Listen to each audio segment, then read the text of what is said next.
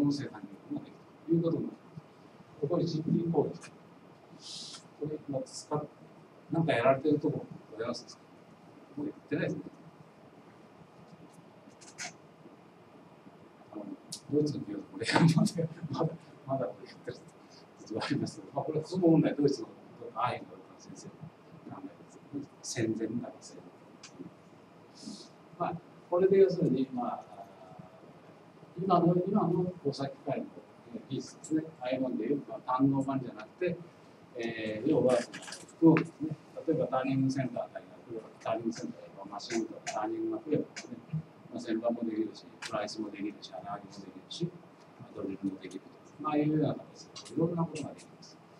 そういう形で機械を並べていくという方式もあるんですけど、GT コードで言ってるのはこういうアドノーブみたいなものをこういうこの間をどういうふうにその製品が通っていくかというのを表しています。これからは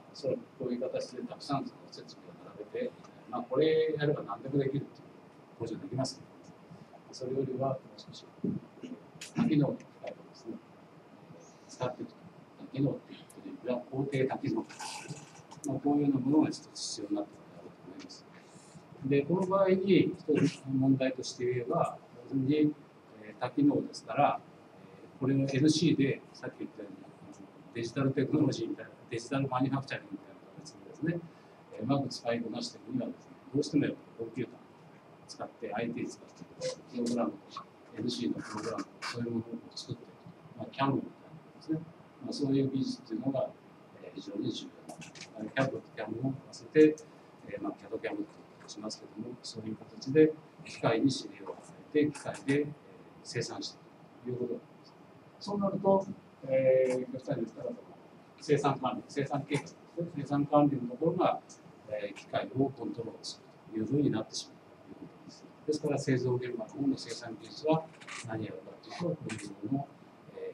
保守点検とか、要するに品質管理ですね、そういうものがどんどんメインになっているということです。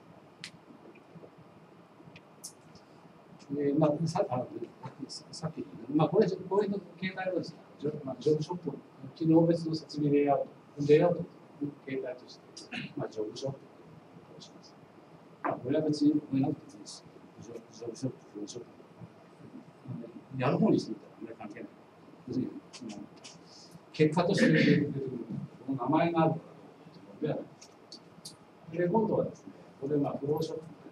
みたいな、さっき言ったフローですね、これも例えばやれば、GT コードがいるんですよ。いるけども、物の流れとして単納期を流れたのと、単納期を並べたのと同じような感じだと思います。ただし問題は、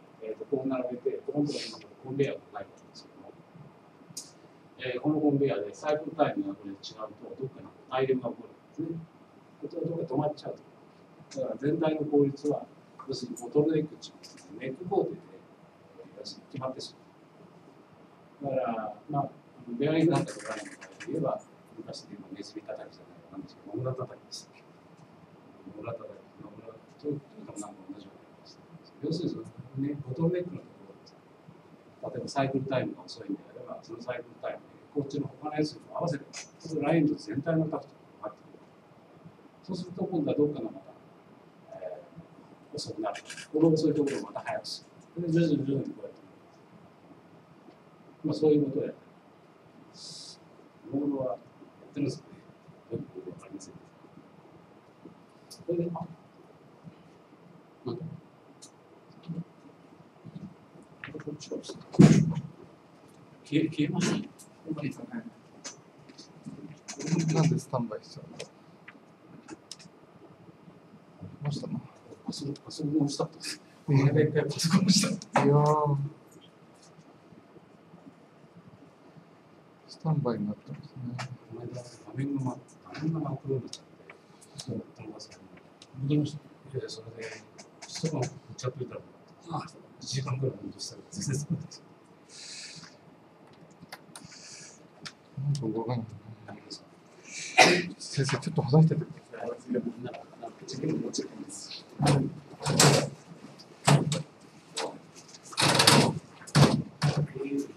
それで、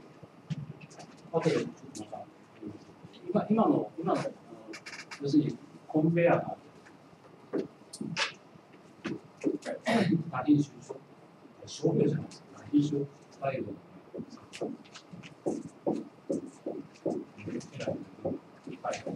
体的に温度でパレットなんですね。コンベヤーでこういうやつもあるな。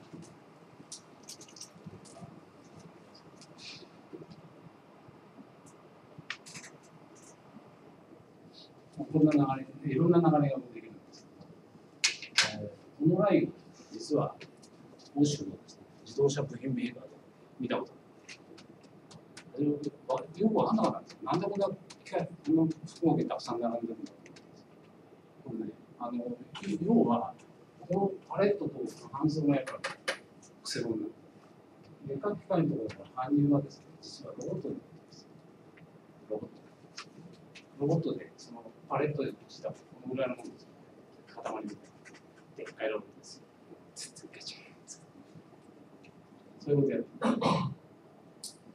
日本にもこの会社あります。こういう形で、ここのところにいろんな機械が並んでます。で並んでて、その機械のところで見てると、この機械に入って、この機械に入って、こう出てくるやつもあるとか、この機械に入って、こういう機械に入って、こう出てくるやつもあるとか、いろんなのをやってると、できるというのがない。こうなる。これ要するに全部ほとんどコンピューターコントロール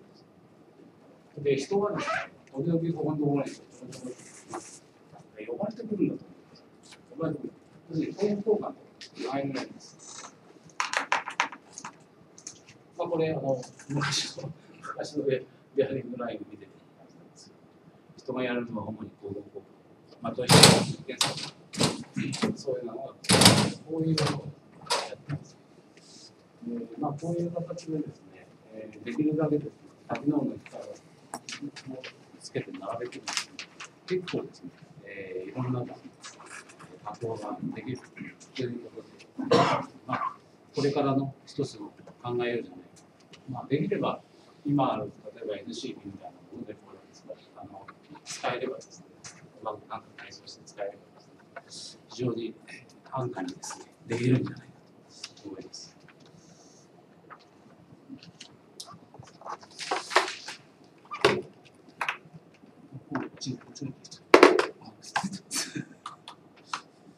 これも切っちゃっていいのか。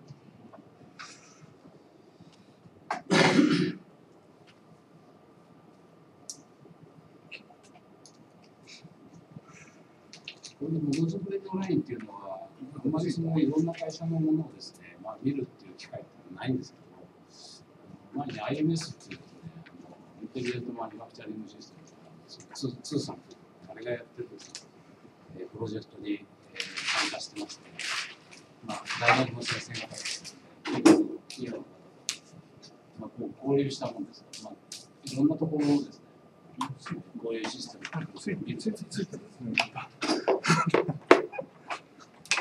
これでいきますか。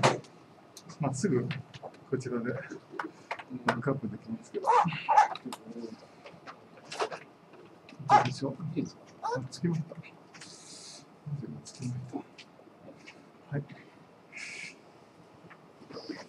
ではこちらはすぐ立ち上げられるようにしていきます。こんなところでこれに例えば講習熱処理みたいなのがあるんですけども、要するに今までそのバッチでやってたようなことですね。バッチっていうのは、例えば熱処理なんかの場合はロがあって、その中にコンベヤーがつけて、連続がコンベヤーがですね、それをバーッと流すんですね。きれいにやらないと沈んだ。それとか、ケース後に中にたくさん詰め込んでおいて、蓋かぶせて、ああいうことをやる。講習はこういうものを使って、ピースバイピースですね、要は加工できるようなラインですね。前から後ろまで。これは考えてみればですね、昔ですね、マキノブライスになってましたから、なんとかというのは、さんじゃない、誰か言ってましたけども、要するにこういう日本でも作ったことがあるんですよ。いろんな機械を並べて、やるという、レーザー加工じゃない、当時は何だったかな、なんかいろんな電気加工とか、ああいうものを全部集めて作るものをやったことがあるんですけど、まあ、それみたいな発想です。こういうものがやっとるのか、商業ベースじゃないですけど、会社でね、こういうシステムを作って、まあ、ものにもよりますけども、まあ、一応こういうもので生産してるわけなんだろうな。それだけ、逆に言えばこの辺の IT 化とかですね、NC 化、それからまあ機械の性能で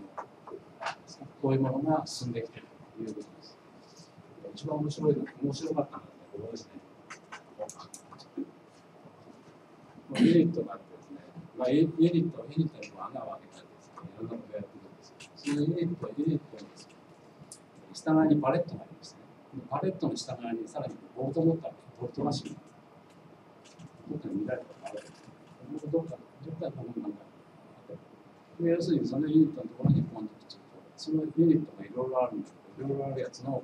ボルトの取り付けサイズがみんな決まって、そこにベーッと下からドリルじ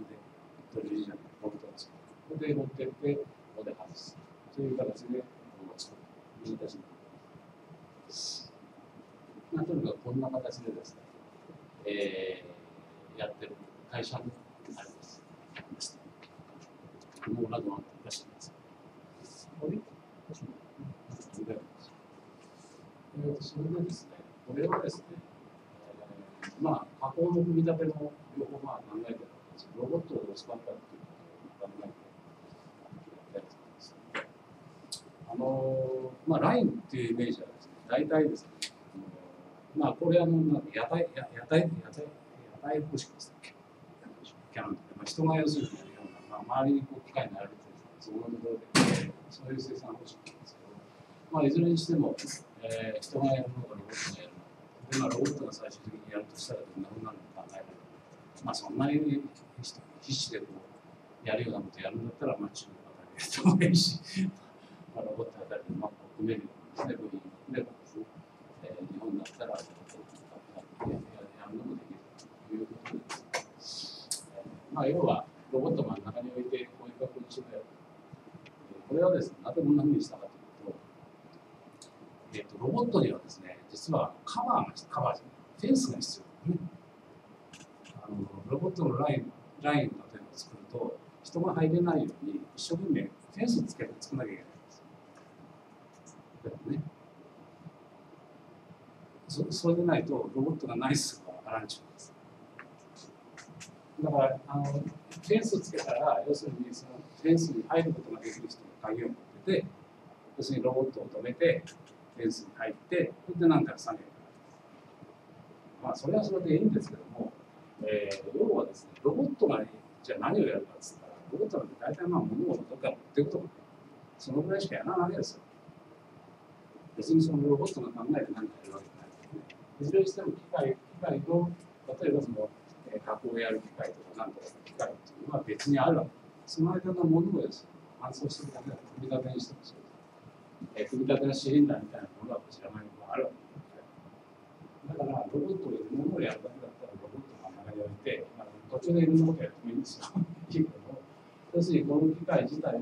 ですね、オペレーション、人間のオペレーションはこちらでやって、ロボットの上の軽く、こういうようなそのレイアウトっていうのが考えられるということで、それで、これを、まあ、こうやって作ると、実はこの機械が生まれてると、ベースがいらないんですよ。ベースが。前に、まあ、これに実は屋根を作る。屋根を作るんです。ロボットが、まあ、それまでやってませんけど、要するに、まあ、ロボットを囲ってしまう。それでしかも機械は動くようにして、要するに搬送装置として使えばいいやというふうに考えたわけです。で、実はこういうようなその操作側の前で搬送が後ろ、両面使うっていう機械でヨーロッパの機械にあるんですよ。同じ発想と同じ発想です。要するに縦型の機械ですね。横型の機械だとなかなか難しい。横型とこういう形で動く機械は難しいんですけど、